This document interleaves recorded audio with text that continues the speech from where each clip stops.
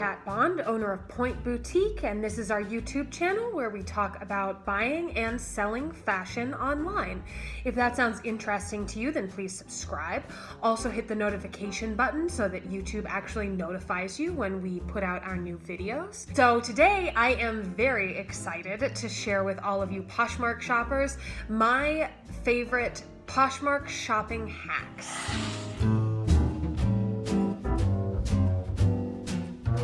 So my first tip/hack is to check out the Posher's closet before buying the item. Most sellers are more likely to give you a heavier discount if you're buying more stuff from them. So they may have that same sweater that you want in a couple of different colors. And if that's something that you're looking for already or are in the market to buy, then add them to a bundle, make an offer, and you're going to get a better deal than buying them from two separate sellers. There is a little hanger icon up in the right-hand corner. If you click on that, you'll have the option to see dressing rooms of all of the people that you are shopping from and all the people that you could potentially be selling to if you're also a seller.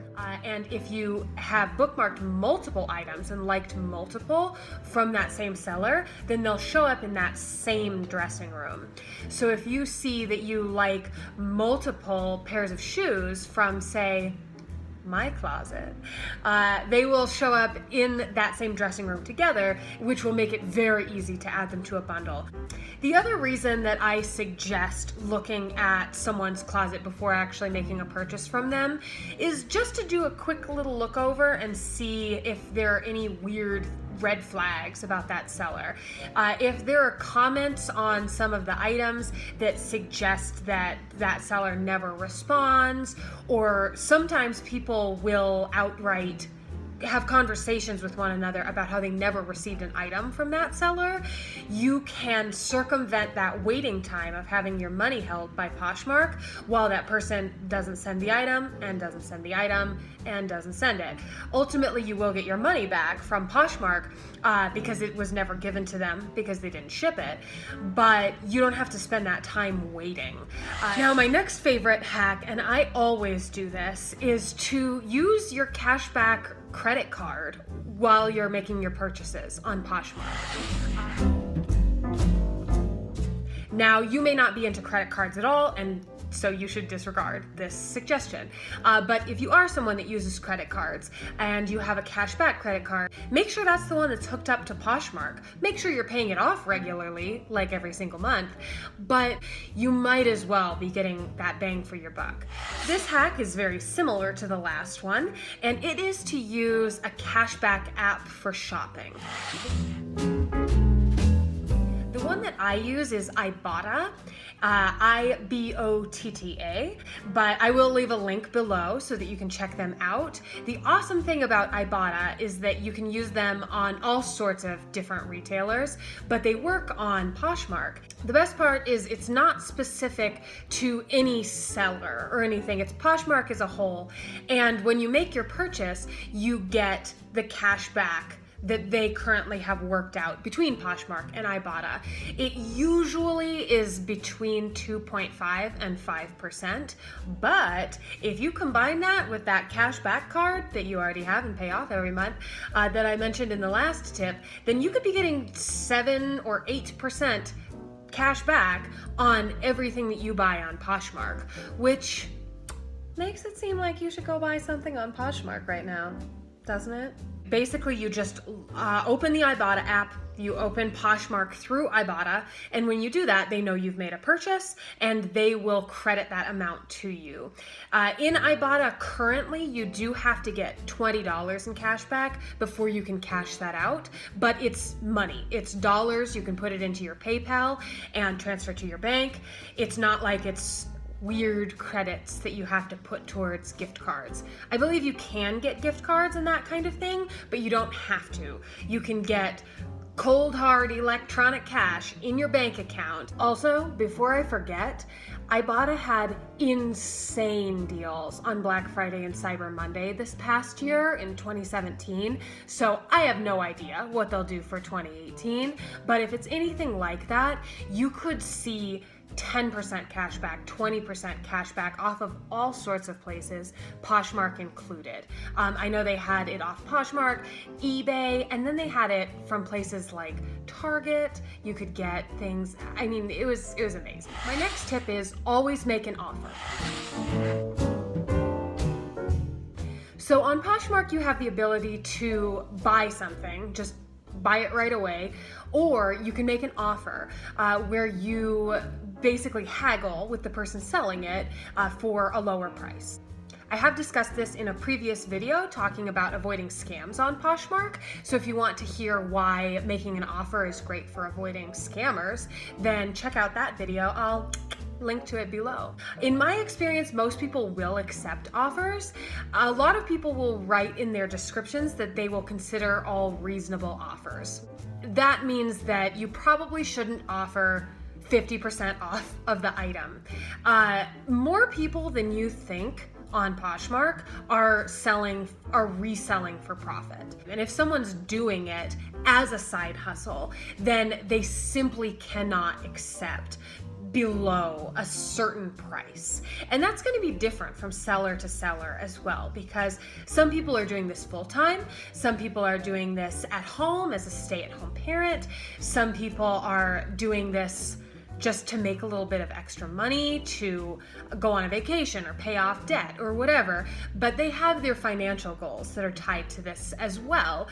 Even if the goal is just make enough money to go buy more from the thrift store so that they can provide you with more cool stuff, be respectful of why they've selected the price that they have.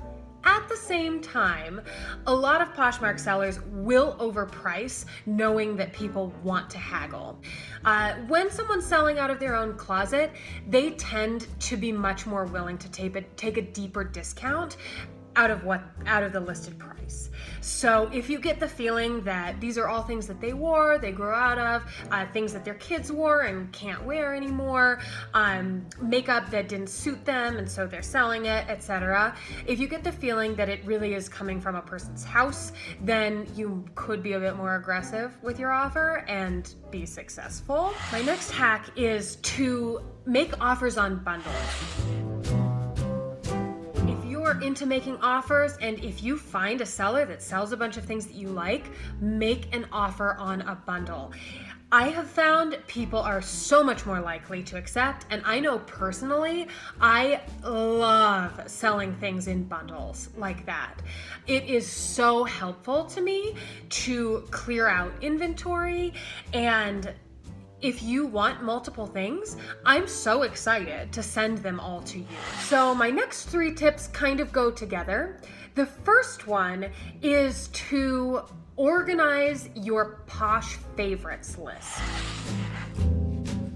So at this point in time, Poshmark doesn't give you a really straightforward way to reorganize your favorites. But if you look at the item, unfavorite it, and then favorite it again, it will bump to the top of your favorites.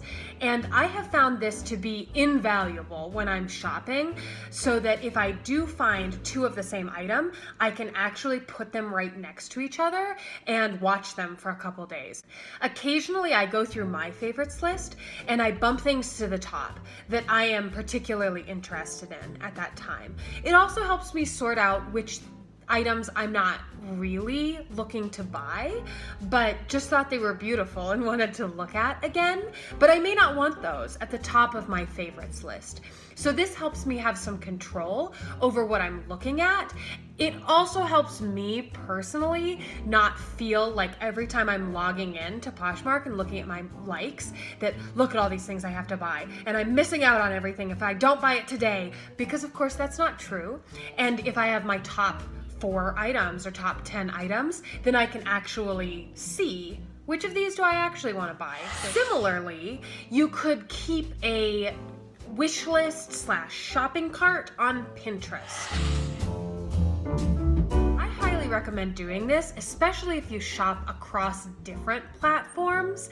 If you also have a bunch of things on eBay that you're looking at, you can post both of them to your Pinterest board. I have found this hack to be extremely helpful, especially when I have been shopping for gifts for friends. It's much easier to have them all gathered in the same place. That way I can make a decision about what I actually want to get for each person on my list. This is also very helpful if you find that you are someone that makes a lot of impulse purchases and then regrets them later. By grouping the things together on a Pinterest board, you are removing the necessity to buy right as you find the item and right as you're looking at the item. My next hack, which is somewhat related to the last one, is to keep a Pinterest board of wish list items.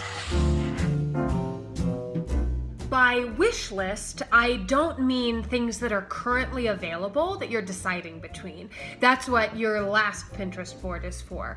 This one is to help you remember specific items that you're looking for that you cannot currently find. So there are certain brands that I really love, or things that maybe I saw on Pinterest or saw in a print ad that I didn't end up getting. But I have found an image of it and I put it on my Pinterest board so that I know what I'm looking for on Poshmark. This kind of helps me keep focused and honest with my fashion budget when I'm shopping on Poshmark, so that I remember what I'm looking for and what I actually need in my closet. It follows the same logic as creating a shopping list when you go to the grocery store. If you have a list of things that you're looking to buy, then you're reminded of what you're not looking to buy. So this is a great way to save money and make sure that you're ending up with things that you're actually going to use, that you actually want in your closet. Thank you so much for tuning in. I hope that some of these hacks might be helpful to you. If you have other Poshmark shopping hacks, please leave them in the comments below so that you can help out other people have a good time shopping online and find the stuff that they're really looking for. If you have questions or comments that you would like addressed in another video, leave those in the comments down below as well, and I'll check them out and I will probably do a video about them in the future. And if you have your own Poshmark, leave a link down below in the comments so that we can all come check you out as well and buy some of your things for ourselves. And as always, if you're looking for some cute shoes to go with your outfits, please check out my boutique at www.shoppointboutique.com. We will see you next Friday with a new video.